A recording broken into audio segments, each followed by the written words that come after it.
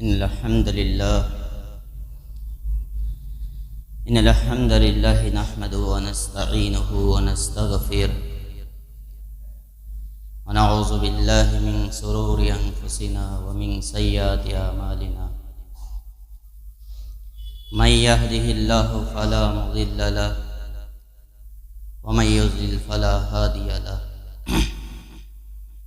وأشهد أن لا إله إلا الله وحده لا شريك له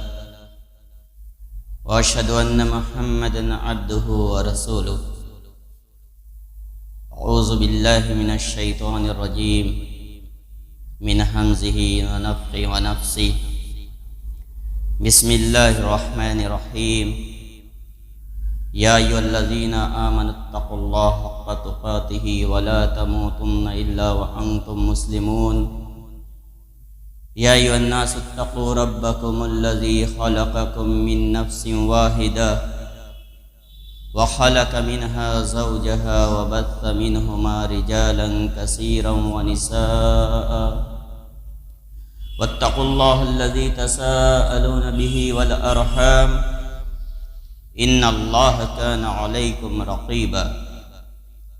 يا أيها الذين آمنوا اتقوا الله وقولوا قولا سديدا يصلح لكم أعمالكم ويغفر لكم ذنوبكم ومن يطع الله ورسوله فقد فاز فوزا عظيما أما بعد فإن خير الحديث كتاب الله وخير الهدي هدي محمد صلى الله عليه وسلم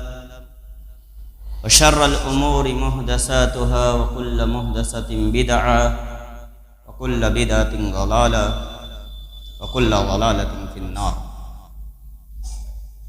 قال الله تبارك وتعالى في القرآن المجيد أعوذ بالله من الشيطان الرجيم بسم الله الرحمن الرحيم ولكن الله حبب إليكم الإيمان وزينه في قلوبكم وقال النبي صلى الله عليه وسلم عن عبد الله بن رافع رضي الله عنه قال قال رسول الله صلى الله عليه وسلم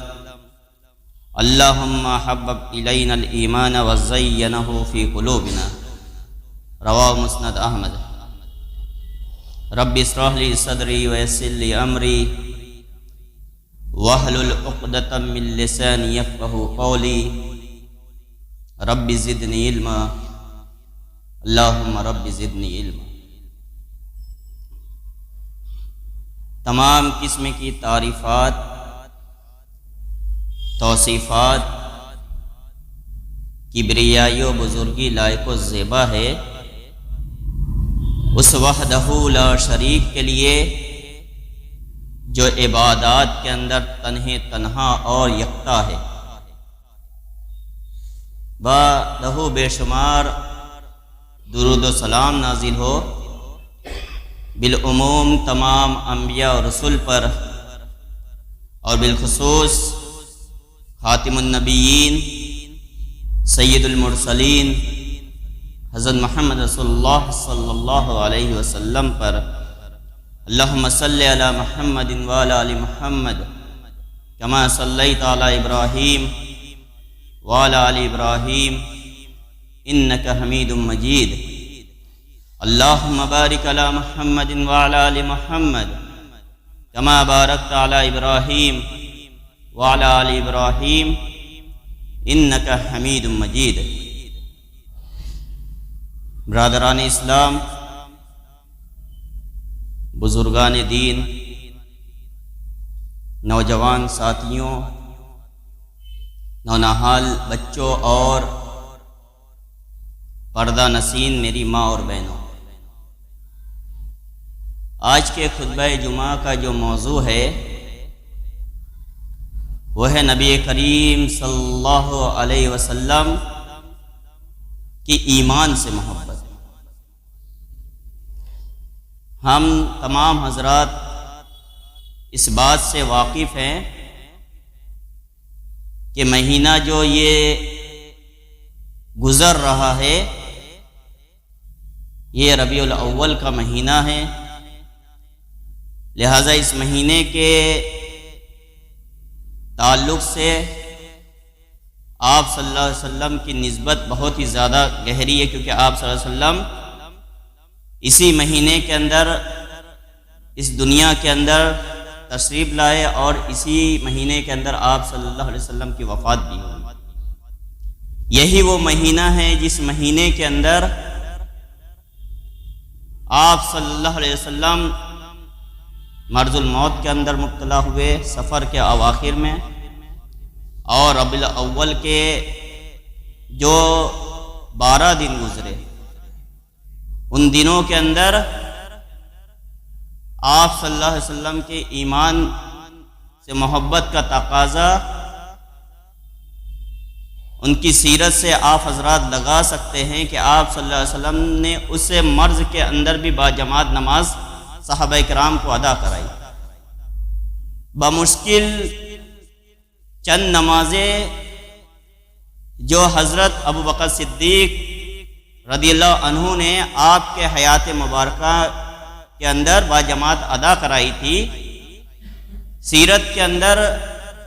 اگر ہم اس کا مطالعہ کریں گے تو وہ کل 17 ٹائم کی نماز، 17 ٹائم کی نماز جمعرات کی عشاء سے لے کے مغرب تک آپ صلی اللہ علیہ وسلم نے ادا کرائی تھی۔ جمعرات کی عشاء سے لے کے سوموار یعنی پیر کی فجر کے تک، جمعہ سنیچر اتوار 15 ٹائم کی نماز، پیر کی 1 ٹائم کی فجر کی نماز اور جمعرات کی عشاء کی نماز۔ یہ آپ صلی اللہ علیہ وسلم کے صحابہ کرام میں حضرت ابو بکر صدیق رضی اللہ عنہ کو یہ فضیلت حاصل، لہذا بات یہ چل رہی تھی کہ آپ صلی اللہ علیہ وسلم کو ایمان سے محبت،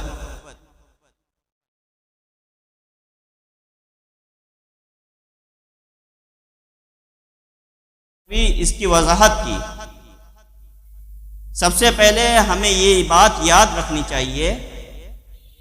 ہم تمام لوگوں کو، چاہے وہ مرد ہو یا عورت، عاقل و بالغ کو یہ بات اپنے ذہن نشین کر لینی چاہیے۔ اس دنیاوی زندگی کے اندر ہم جو یہ زندگی گزار رہے ہیں، اس زندگی کے اندر یقیناً ہم کامیاب ہونے کے لیے حتی المقدور کاوشیں کرتے رہتے ہیں کہ اس دنیا کی زندگی کے اندر ہم کامیاب ہو جائیں، لیکن اصل کامیابی کیا ہے؟ اصل کامیابی اور اللہ رب العالمین نے جس مقصد کے تئیں ہمیں اس دنیا کے اندر پیدا کیا، یقیناً وہ اور کوئی مقصد نہیں ہے۔ روزی روٹی کا ذمہ دار اللہ رب العالمین، یقیناً ہم جب کوشش کریں گے، سورہ جمعہ کے بھی اواخر میں اللہ رب العالمین نے اسی بات کے اوپر ابھارا ہے کہ جب جمعہ کے لیے اذان دے دی جائے، فَإِذَا قُضِيَتِ الصَّلَاةُ فَانتَشِرُوا فِي الْأَرْضِ وَابْتَغُوا، جب جمعہ کے لیے اذان دے دی جائے، جب تم نماز پڑھ چکو تو اللہ رب العالمین کے زمین کے اندر اپنی رزق کی تلاش کے اندر کشادہ ہو جاؤ، دوڑو۔ فَابْتَغُوا مِن فَضْلِ اللَّهِ، اللہ رب العالمین کے فضل کو تلاش کرو۔ لیکن یہ دنیاوی زندگی کا معاملہ ہے۔ اللہ رب العالمین نے جس مقصد کے تحت ہمیں پیدا کیا، اللہ رب العالمین نے سورہ زاریات کے اندر پارہ نمبر 27 اور سورہ نمبر 51 کے اندر اللہ رب العالمین نے اس بات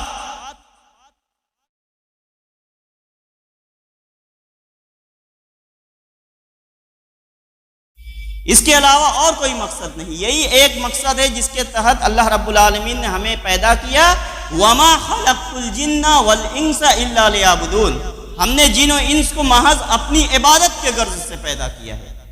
جب ہم عبادت کریں گے تو یقیناً اللہ رب العالمین دنیا کے اندر بھی رزق کی فراوانی کرے گا اور اخروی زندگی کے اندر بھی اللہ رب العالمین کامیاب کرے گا۔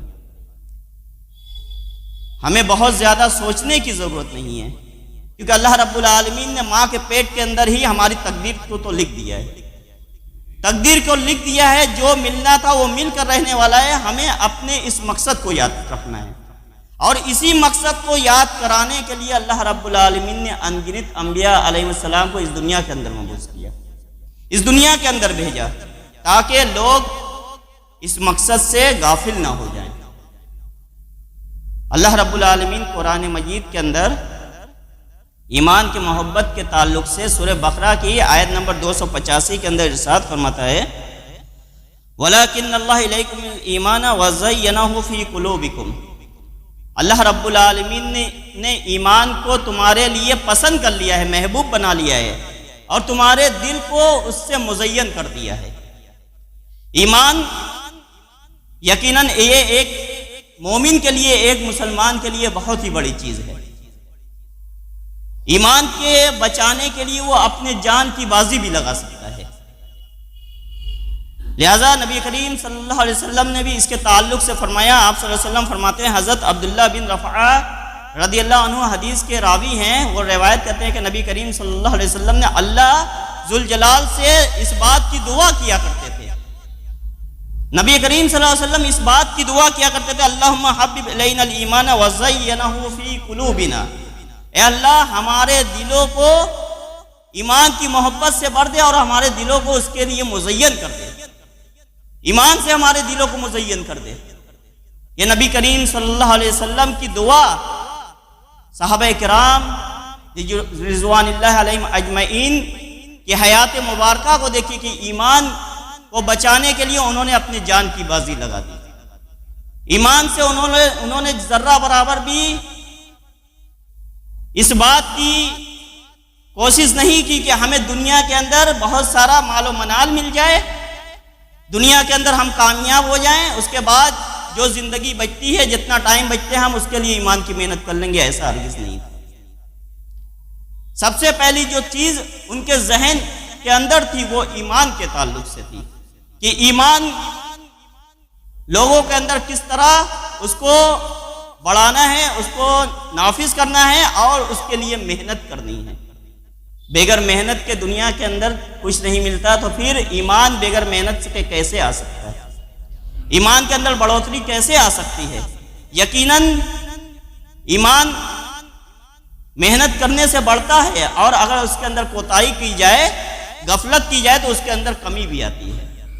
کمی آتی ہے۔ اسی لیے شیطان انسان کے اوپر مسلط ہوتا ہے، جو ازلی دشمن ہے، اور وہ چاہتا ہے کہ مسلمان انسان ایمان سے بہک جائیں، غافل ہو جائیں، اور تاکہ وہ ہمارے ساتھ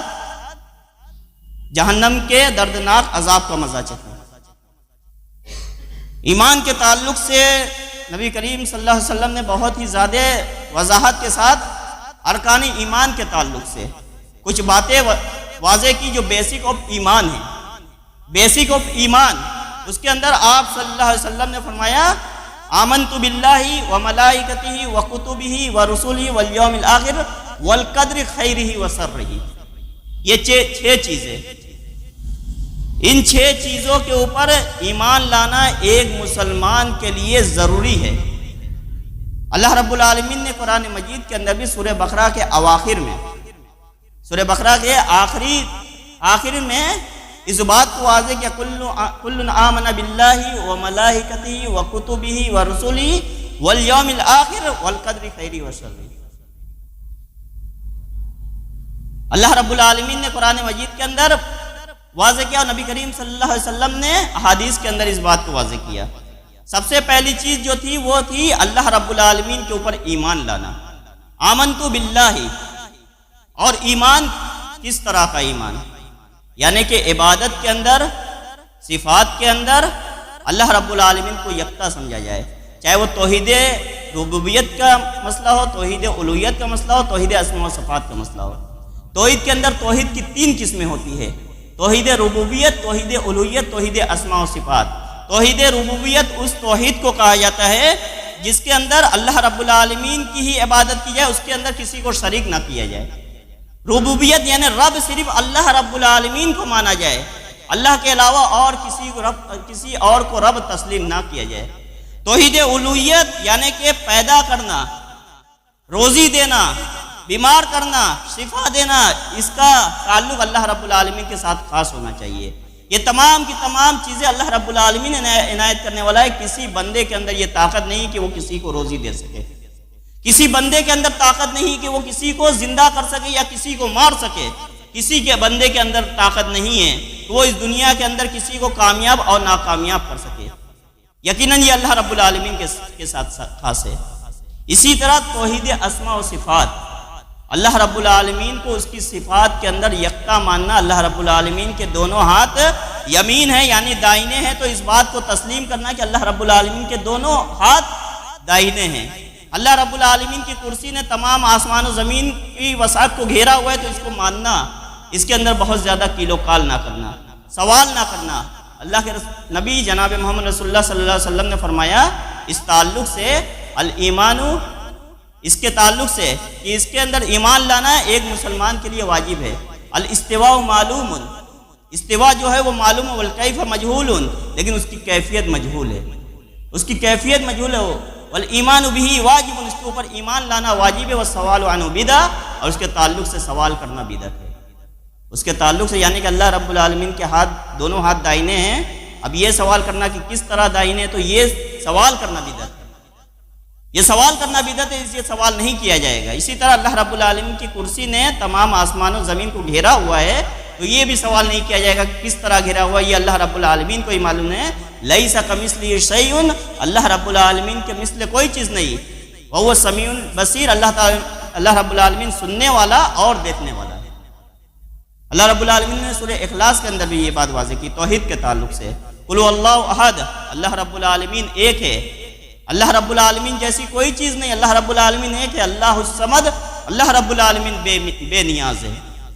اللہ رب العالمین بے نیاز ہے، کسی چیز کی اس کو ضرورت نہیں ہے۔ لم یلد ولم یولد، نہ ہی اس کا کوئی بیٹا ہے اور نہ ہی وہ کسی کا بیٹا ہے، نہ ہی یعنی اس نے نہ ہی کسی کو جنا ہے اور نہ ہی وہ کسی سے جنا گیا ہے۔ اسی طرح ارکان ایمان کے اندر آمنت باللہ و ملائکتہ، اس کے فرشتوں کے اوپر ایمان لانا۔ جتنے بھی فرشتے ہیں کم و بیش، اس کی تعداد ہمیں نہیں معلوم ہے، چنندہ حضرت جبریل علیہ السلام، میکائیل علیہ السلام، اسرافیل علیہ السلام، جس کا نام احادیث کے اندر موجود ہے، اس کے علاوہ بھی بہت سارے فرشتے ہیں۔ ان تمام فرشتوں کے اوپر ایمان لانا کہ یہ اللہ رب العالمین کی نوری مخلوق ہے۔ وَكُتُبِهِ، اور اس کی کتابوں کے اوپر ایمان لانا۔ اللہ رب العالمین نے منظم من اللہ، جو آسمان سے اللہ رب العالمین نے انبیاء علیہ السلام کے اوپر جتنی بھی کتابیں نازل کی، چاہے وہ تورات کی شکل میں ہو، زبور کی شکل میں ہو، انجیل کی شکل میں ہو، صحف موسیٰ کی شکل میں ہو، یا پھر قرآن کی شکل میں ہو، یہ تمام کی کتابوں کے اوپر ایمان لانا۔ اس کے علاوہ بھی بہت ساری کتابیں ہیں، لیکن اس کا نام موجود نہیں ہے، معلوم نہیں ہے، لیکن ان تمام کتابوں کے اوپر اللہ رب العالمین نے جو آسمان سے نازل کیے منظم من اللہ جو کتاب ہے، ان تمام کتابوں کے اوپر ایمان لانا ہے، لیکن عمل صرف قرآن مجید کے اوپر کرنا ہے، قرآن مجید کے اوپر عمل کرنا ہے، ایمان تمام کتابوں کے اوپر لانا ہے۔ وَكُتُبِهِ وَرُسُلِهِ، اور اسی طرح چوتھی چیز تمام رسولوں کے اوپر ایمان لانا ہے جن کا تذکرہ قرآن و حدیث کے اندر موجود ہے اور جن کا نہیں بھی موجود ہے۔ تمام رسولوں کے اوپر اللہ رب العالمین نے جتنے بھی رسول اس دنیا کے اندر مبعوث فرمائے ہیں، حضرت آدم علیہ السلام سے حضرت نوح علیہ السلام سے لے کے آپ صلی اللہ علیہ وسلم تک جتنے بھی انبیاء علیہ السلام کو اللہ رب العالمین نے اس دنیا کے اندر مبعوث کیا ہے، اور مقصد صرف توحید کا پرچم بلند کرنا تھا۔ مقصد یہی تھا، کیونکہ جب بگاڑ پیدا ہوا تھا حضرت نوح علیہ السلام کے زمانے کے اندر، اسی لیے تو اللہ رب العالمین نے حضرت نوح علیہ السلام کو بھیجا تھا، تاکہ وہ جو قوم بگاڑ کے اندر مبتلا ہو گئی تھی، وہ مبتلا کس وجہ سے ہوئی تھی؟ توحید کے اندر شرک کس وجہ سے آیا تھا؟ اگر ہم اس کا مطالعہ کریں گے تو یقیناً ان کے اندر جو نیک لوگ موجود تھے، جو نیک لوگ موجود تھے، جب وہ اس دنیا سے رخصت ہو گئے تو ان کی یاد دہانی کے لیے شیطان نے کہا کہ ان کی تصویر بنا لو، مجسمہ بنا لو، تاکہ یہ یاد رہیں گے اور تم اللہ رب العالمین کی زیادہ عبادت کرو گے ان کو دیکھ کر۔ یہیں سے شرک کی ابتدا ہوتی ہے، توحید کے اندر شرک کی ابتدا یہیں سے ہوتی ہے، حضرت نوح علیہ السلام کے دور سے۔ مجسمہ بنا لو نیک لوگوں کا اور ان کو دیکھو گے تو اللہ رب العالمین کو زیادہ یاد کرو گے۔ پھر اس کے بعد دوسری نسل آئی، کہا کہ یہ تمہارے آبا و اجداد ہیں، تمہارے آبا و اجداد ان کی عبادت کرتے تھے، لہٰذا وہ لوگ بھی ان کی عبادت کرنے لگ گئے۔ لہذا یہاں سے شرک کی ابتدا ہوتی ہے۔ تمام رسولوں کے اوپر ایمان لانا، جتنے بھی رسول ہیں، لیکن بات جو ماننا ہے وہ آخری نبی جناب محمد رسول اللہ صلی اللہ علیہ وسلم کی اور ان کے طریقہ کار کے اوپر زندگی گزارنا ہے، ان کے طریقہ کار کے اوپر زندگی گزارنا ہے۔ جتنی پرانی شریعتیں تھیں وہ تمام کی تمام شریعتیں منسوخ ہو گئی آپ کے آنے کے بعد۔ والیوم الآخر، اور قیامت کے دن کے اوپر ایمان لانا ہے۔ قیامت کا دن یقیناً ایک دن آنے والا ہے، اور اللہ رب العالمین تمام مسلمانوں سے، تمام انسانوں سے اس کے اعمال کے متعلق سوال کرنے والا ہے۔ اللہ رب العالمین ایسا نہیں ہے کہ کسی کو ایسے ہی چھوڑ دے گا، سب سے سوال کرے گا، اور اس کا اعمال کے مطابق اللہ رب العالمین اس کو جزا یا سزا دینے والا ہے۔ اس کے اعمال کے مطابق اگر اس نے نیک عمل کیا ہوگا تو یقیناً اللہ رب العالمین اس کو کامیاب کرے گا، اس کے نامہ اعمال کو دائنے ہاتھ کے اندر دے گا۔ وَأَمَّا مَنْ أُوتِيَ كِتَابَهُ بِيَمِينِهِ فَيَقُولُ هَاؤُمُ اقْرَءُوا كِتَابِيَهْ، جب نامہ اعمال دائنے ہاتھ کے اندر مل گیا تو یقیناً یہ کامیابی ہے۔ انسان کو دنیاوی زندگی کے اندر جب کوئی کامیابی میسر ہوتی ہے تو تمام لوگوں کو وہ بتاتا ہے کہ مجھے یہ کامیابی ملی ہے۔ اس دن کا کیا عالم ہوگا؟ اس دن کا عالم اللہ رب العالمین نے اس کا نقشہ قرآن مجید کے اندر کھینچ دیا۔ وَأَمَّا مَنْ أُوتِيَ كِتَابَهُ بِيَمِينِهِ فَيَقُولُ هَاؤُمُ اقْرَءُوا كِتَابِيَهْ إِنِّي ظَنَنْتُ أَنِّي مُلَاقٍ حِسَابِيَهْ فَهُوَ فِي عِيشَةٍ رَاضِيَةٍ فِي جَنَّةٍ عَالِيَةٍ قُطُوفُهَا دَانِيَةٌ كُلُوا وَاشْرَبُوا هَنِيئًا بِمَا أَسْلَفْتُمْ فِي الْأَيَّامِ الْخَالِيَةِ۔ یہ دائنے ہاتھ والے کا، اس کی تفصیل آپ پڑھیے، یہ دائنے ہاتھ والے کا معاملہ ہوگا کہ جب اس کا نام اعمال دائنے ہاتھ کے اندر دے دیا جائے گا تو ہمارے خوشی کے اندر تمام لوگوں سے اپنے اسے بات کو بتلاتا پھرے گا اور کہے گا مجھے تو اس بات پر یقین تھا کہ یقیناً میرا حساب و کتاب ہونے والا ہے، میرا حساب و کتاب ہونے والا ہے، اور یہ نعمتیں مجھے ملنے والی ہیں۔ اسی طرح بائیں ہاتھ والے کا بھی اللہ رب العالمین جب اس کے بد اعمالیوں کی وجہ سے اس کا نامہ اعمال بائیں ہاتھ میں دے گا تو پھر وہ کہے گا فَأَمَّا مَنْ أُوتِيَ كِتَابَهُ بِشِمَالِهِ فَيَقُولُ يَا لَيْتَنِي لَمْ أُوتَ كِتَابِيَهْ، وہ کہے گا، افسوس کرے گا کہ کاش مجھے یہ معلوم نہ ہوتا کہ حساب و کتاب کیا ہوتا ہے۔ وہ افسوس کرے گا، ندامت، نادم و شرمندہ ہوگا کہ مجھے حساب و کتاب کیا چیز ہوتی ہے یہ معلوم نہ ہوتا، اور کاش کہ میں فنا ہو گیا ہوتا۔ یہ چیز وہ اس دن اخروی زندگی کے اندر جو آخرت کی زندگی جو آنے والی ہے، ارکان ایمان میں سے ہے، اس دن تمام لوگ اپنے اعمال کے مطابق جزا و سزا دیے جائیں گے۔ جو لوگ نیک اعمال کرتے ہوئے نبی کریم صلی اللہ علیہ وسلم کی سنت کے مطابق زندگی گزارے ہوں گے تو یقیناً اللہ رب العالمین انہیں کامیاب کرے گا، چاہے وہ مرد ہو یا عورت۔ عاقل و بالغ جس کے اوپر اللہ رب العالمین نے شریعت کو نافذ کیا ہے، اس کے جو فرائض ہیں، اس کے واجبات ہیں، اس کو نافذ کیا ہے تو اس کو ہمیں اس کے اوپر عمل کرنا ہے۔ اگر اس کے اندر کوتاہی کریں گے تو یقیناً اللہ رب العالمین اس کے تعلق سے سوال کرنے والا ہے۔ اور آخری چیز والقدر خیرہ و شرہ، تقدیر کے اوپر ایمان لانا، یہ سب سے اہم چیز ہے۔ تقدیر کے اوپر ایمان لانا۔ اس دنیاوی زندگی کے اندر یقیناً انسان مصیبت کے اندر بھی مبتلا ہوتا ہے، اور اسی طرح آسانی اور فراوانی کے اندر بھی اللہ رب العالمین اس کو آسانی کے اندر نعمتوں سے بھی نوازتا ہے۔ لیکن جب آسانی ہوتی ہے، فراوانی ہوتی ہے، نعمتوں سے اللہ رب العالمین نوازتا ہے تو اس وقت وہ اللہ رب العالمین کا شکر بجا لاتا ہے، یہی بندہ کامیاب ہوتا ہے۔ اگر آسانی، فراوانی، نعمتوں کے ملنے کے وقت وہ اللہ رب العالمین کا شکر ادا کرے اور کہے کہ یہ نعمت جو مجھے ملی یہ اللہ رب العالمین کی طرف سے میرے لیے انعام ہے، اور اس کے اوپر شکر بجا لائے تو یقیناً یہ بندہ کامیاب۔ اسی طرح جب مصیبت کے اندر مبتلا ہوتا ہے، پریشانی کے اندر مبتلا ہوتا ہے، ہر انسان کے اوپر آزمائش آتی ہے، وہ آزمائشوں کے اندر مبتلا ہوتا ہے۔ انبیاء علیہ السلام تک آزمائشوں کے اندر سب سے زیادہ جو مبتلا ہوئے اس دنیا کے اندر انبیاء علیہ السلام آزمائشوں کے اندر مبتلا ہوئے۔ لہٰذا ہم تو آپ صلی اللہ علیہ وسلم کی امتی، ہمارے اوپر بھی آزمائشیں آنے والی ہے، طرح طرح کی آزمائشیں آئے گی۔ لہٰذا اس آزمائش کے اندر اگر ہم نے صبر کیا، ما اصاب من مصیبت فبما کسبت ایدیکم، یہ تمام کی تمام جو مصیبتیں آتی ہیں یہ ہمارے ہاتھ کی ہی کرتوت ہوتی ہے، ہماری کمائی کا نتیجہ ہوتی ہے۔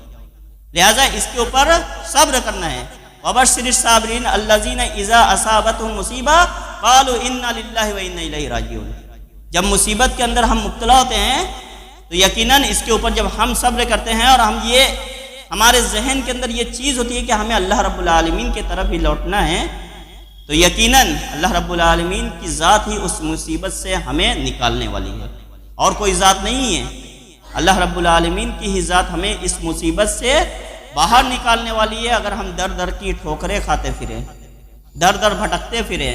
دوسرے سے گریہ وزاری کرتے پھریں، یقیناً ہمارا مذاق ہی بننے والا ہے دنیا کے اندر، ہمیں کوئی مصیبت سے نہیں نکال سکتا۔ نکالنے والی جو ذات ہے وہ اللہ رب العالمین کی ذات ہے۔ یہ اس بات کے اوپر ہمارا ایمان ہونا چاہیے،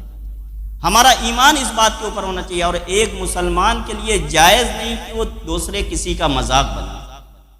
ایک مسلمان کے لیے یہ بات بھی جائز نہیں۔ آج آپ کے لیے فراوانی ہو سکتا ہے، کل آپ کے لیے مشکل آ جائے۔ آج کسی کے لیے مشکلیں ہو سکتا ہے، کل اس کے لیے فراوانی آ جائے۔ تو معاملات دنیا کا ایسا ہونا چاہیے